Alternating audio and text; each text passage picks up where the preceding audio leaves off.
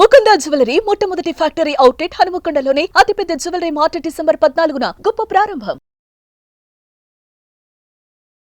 జై శ్రీకృష్ణ. ఆండాల్ తిరువడిగళే శరణం. తిరుప్పావై దివ్య వ్రతంలో 2వ రోజుకి చేరుకున్నాం. ఈరోజు ఆండాల్ తల్లి అసలు ధనుర్మాస వ్రతం అంటే ఏం చేయాలి, ఏం చెయ్యకూడదు, ఎవరు చెయ్యాలి, ఇలాంటి విషయాలన్నీ కూడా ఈ పాసురంలో చెప్తుంది. ముందుగా పాసురాన్ని చెప్పుకొని తర్వాత అర్థాన్ని చూద్దాం. వైయత్ వాజ్వీర్గాళ్ నాముం நம்பாவைக்கு செய்யும் கிரிசைகள் கேளீரோ. பார்க்கடலுள் பயத்துயின்ற பரமன் அடிப்பாடி நெய்யுணோம் பாலுணோம் நாட்காலே நீராடி மையிட்டெழுதோம் மலரிட்டு நாமுடியோம் செய்யாதன செய்யோம் தீக்குறளை சென்று ஓதோம் ஐயமும் பிச்சையும் ஆந்தனையும் கை காட்டி உய்யுமாறெண்ணி ఉగందు ఏలోరెంబావాయ్.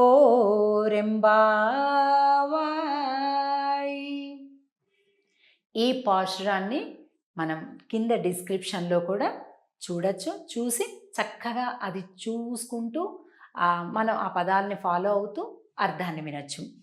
ఈ పాశురంలో ఎంత అందమైన పదం చెప్తుందంటే ఆండాల్ తల్లి ఈ పదం చూడండి. వైయత్ వాజ్వీర్గాళ్. ఎవరు ఈ వ్రతాన్ని చేయాలో తెలుసా? ఆడవాళ్ళేనండి, మగవాళ్ళేనండి, పిల్లలండి, తమిళియన్స్ అండి, ఆంధ్ర వాళ్ళండి, అలా కాదు. ఎవరు ఈ వ్రతం చెయ్యాలి అంటే ఆండాల్ తల్లి చెప్తుంది, వైయత్ వాజ్వీర్గాళ్. మేము సుఖపడాలి, మేము ఆనందంగా ఉండాలి అనే కోరిక మీకుంటే వచ్చేయండి అని చెప్తుంది. చూడండి, ఎవరికి ఉండదు సుఖపడాలి, ఆనందంగా ఉండాలని? అలాంటి సంబోధన అన్నమాట ఇది. సుఖపడాలి అనే కోరిక కలిగిన వాళ్ళందరూ వచ్చేయండర్రా ఈ వ్రతానికి అని ఆండాల్ తల్లి పిలుస్తుంది. నామం నంపావైక్. ఈ వ్రతాన్ని చెయ్యటానికి సుఖపడాలి అనే కోరిక ఉన్న వాళ్ళందరూ వచ్చేయండి అని మొదటి లైన్లో చెప్పింది. ఇప్పుడు 2వ లైన్లో సెయ్యం కిరిసైగల్ కేళీరో. కేళీరో అంటే వినండి. చెయ్యాల్సిన పనులేంటి, మానాల్సిన పనులేంటి నేను చెప్తాను, మీరందరూ వినండి అని చెప్తుంది ఆండాల్ తల్లి. పైయత్తుయింద్ర పరమన్ అడిపాడి. చాలా ముఖ్యమైన పదం, చాలా ముఖ్యమైన అర్థం. చూడండి ఇక్కడ ఎంత చక్కగా కనిపిస్తుందో. పాలకడలి పైన పవళించినటువంటి స్వామి యొక్క అడి అంటే పాదాలు. అడి, ఈ 2 పాదాల్లో కూడా శంఖ చక్రం ఉంది చూడండి. స్వామివారి యొక్క పాదాలలో సమస్త దివ్యాయుధాలు, సమస్త మంగళ చిహ్నాలు ఉంటాయి. అందుకే కదా మనం విష్ణు పాదము అని పూజలో కూడా పెట్టుకొని పూజిస్తుంటాం. సో ఈ 2వ పాసురంలో మనకి పాలకడలి పైన పవళించిన స్వామి యొక్క అడి. అడి అంటే తమిళంలో పాదములు అని అర్థం. పాడి అంటే పాడదాము. స్వామివారి శ్రీచరణార విందములను గురించి పాటలు పాడుదాము అని చెప్తుందనమాట అమ్మవారు. ఇంకొండి అందరూ కూడా, సమస్త ఋషులందరూ, మామూలు మనలాంటి భక్తులందరూ కూడా ఈ పాదాలను కొలుద్దాము అని ఈ 2వ పాసురంలో చెప్తుంది. 2వ లైన్లో పాసురంలో ఇక మళ్ళీ చూద్దాం.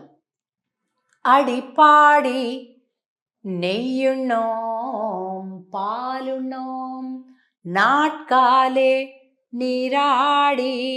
నెయ్యుಣ್ಣోం పాలుಣ್ಣోం నాట్కాలే నీరాడి. మేము నెయ్యి మానేస్తాం, పాలు మానేస్తాం. నెయ్యి ఉన్నోం, నెయ్యి తినము. పాలు ఉన్నోం, పాలు తినము అంటుంది. ఏంటండి, పాలు ఎవరైనా తింటారా? పాలు తాగాలి కదా! కానీ ఎందుకు ఆండాళ్ళు అలా చెప్తుంది అంటే, అసలు ఆవిడకి ఏమీ తెలియడంలే. ఒక్కటే లక్ష్యం స్వామిని చేరుకోవాలి. అందుకని ఆ పదాలన్నీ కూడా నెయ్యున్నోం, పాలున్నోం అంటే నెయ్యి, పాలు మానేస్తాము అని. ఇక్కడ చూడండి చక్కగా ఒక పట్టికలాగా చెయ్యాల్సిన పనులేంటి, చెయ్యకూడని పనులేంటి అనే ఒక 2 లిస్ట్ ఇచ్చాం. ఆండాళ్ళ తల్లి అలా చాలా క్లియర్‌గా, క్లారిటీగా ఒక్కొక్క పదాన్ని చెయ్యకూడనివి, చెయ్యవలసినవి చెప్తుంది. ఇక్కడ చూడండి. మొదట ఏం చేయాలి ఫస్ట్? కేళీరో వినండి. పెద్దలు ఏ మాటలు చెప్పినా ముందు వినడం అలవాటు చేసుకోవాలి. మనం తిరుప్పావైని గనక మన నిత్య జీవితంలో ఎలాగ మనం అనుసంధానం చేసుకోవాలి, ఎలా అప్లై చేసుకోవాలి అంటే చాలా విషయాలు జీవితం మొత్తానికి ఉపయోగపడే అద్భుతమైనటువంటి మార్గదర్శక గ్రంథం తిరుప్పావై. ఇది కేవలం పెద్దవాళ్ళు లేకపోతే ఓన్లీ శ్రీ వైష్ణవ సంప్రదాయస్తులు మాత్రమే పాటించేయవలసింది కాదండి. ప్రతి ఒక్కరు చిన్న పిల్లలైతే మరీ తప్పనిసరిగా పాటించాలి. ఈ కాలంలో మీ అందరికీ కూడా తెలుసు, పిల్లలు ప్రశ్న వేస్తారు కానీ మళ్ళీ సమాధానం వినరు. ఊరికే ప్రశ్న వేయడంతో వాళ్ళ పని అయిపోయింది అనుకుంటారు. పెద్దల మాట వినడం అనేది అసలే పోయింది. ఆండాళ్ళ తల్లి పెట్టే ఫస్ట్ కండిషన్ ఏంటో తెలుసా అండి తిరుప్పావైలో? కేళీరో అంటే వినండి అని. చూసారా ఇక్కడ వినండి 2వ లైన్లో మనకు ఉంటుంది కేళీరో అనే పదం. అలాగే పార్కడల్ పయత్తు ఇంద్ర పరమన్ అడి పాడి పాడండి, స్వామి గురించి పాడండి. రూల్ నెంబర్ 1 వినండి. పెద్దవాళ్ళు ఏం చెప్పినా చక్కగా వినండి, వినయంతో, శ్రద్ధతో, ఓపికతో అని చెప్తుంది. ఇది మనం అలవాటు చేసుకోవాలి, పిల్లలకు కూడా అలవాటు చేయాలి. అలాగే స్వామిని కీర్తించాలి. భగవన్ నామం అనేది ఎప్పుడు కూడా అలా నోట్లో నడుస్తూ ఉండాలి. ఇది 2వది. అలాగే నాటకాలే నీరాడి ప్రాతకాలాన్నే స్నానం చేయాలి. అలాగే ఇప్పుడు మానాల్సినటువంటివి ఏంటి? నెయ్యున్నోం, పాలున్నోం, నాటకాలే నీరాడి.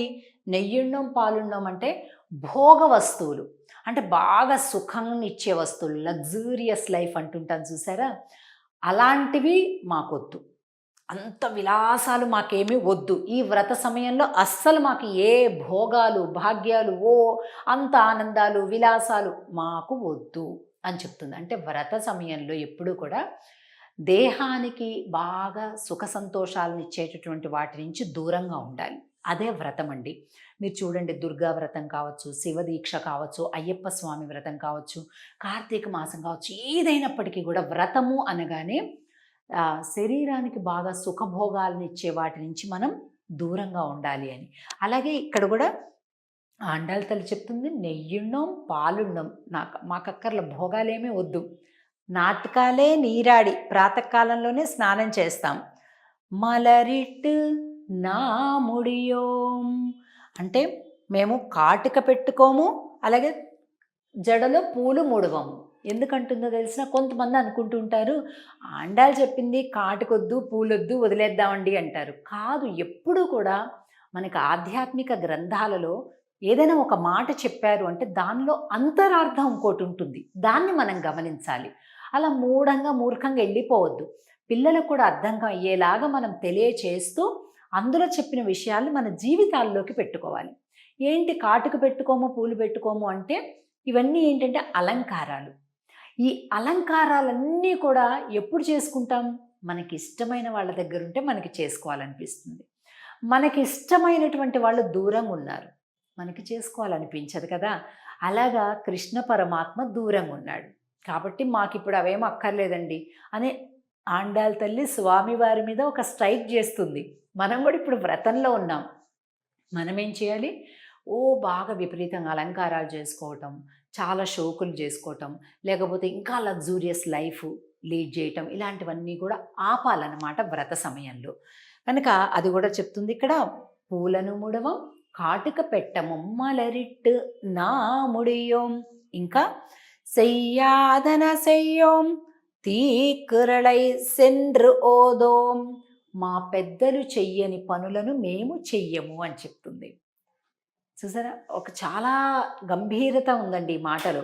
మన పెద్దలు ఎప్పుడూ తప్పులు చేయరు కాబట్టి మేము కూడా మా పెద్దల్లానే వాళ్ళు చెయ్యని పనులు మేము చెయ్యం, వాళ్ళ మార్గంలో మేము నడుస్తాము అని చెప్తుంది ఇక్కడ.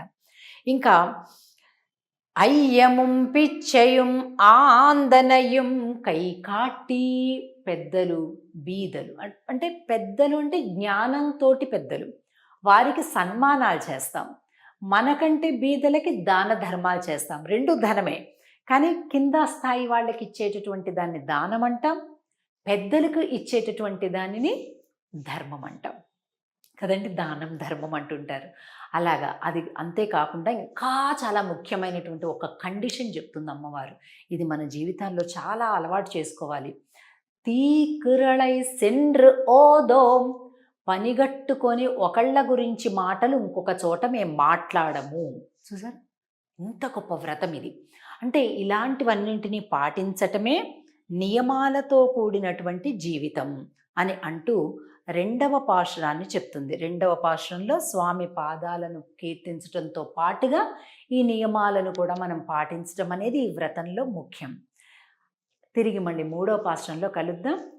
ఆండాళ్ తిరువడిగళే శరణం. జై శ్రీకృష్ణ.